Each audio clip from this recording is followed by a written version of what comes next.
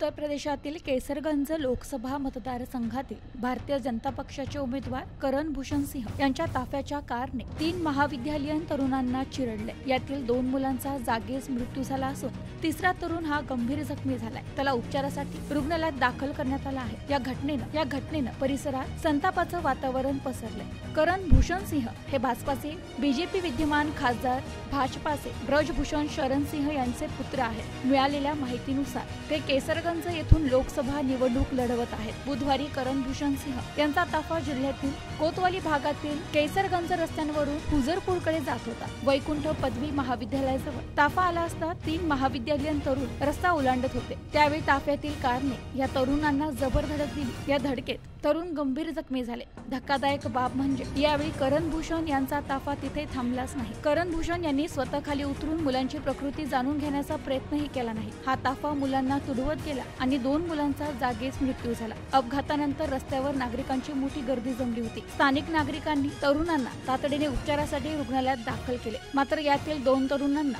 डॉक्टरांनी मृत घोषित केलं। तिसऱ्या तरुणावर उपचार सुरू असून त्याची देखील प्रकृती चिंताजनक असल्याचं कळतंय। पोलिसांनी तातडीने घटनास्थळी धाव घेत अपघातग्रस्त कार ताब्यात घेतली आहे। या घटनेनंतर नागरिक आक्रमक झाले असून रास्ता रोको आंदोलनाची तयारी करीत आहेत। Bureau report news today 24।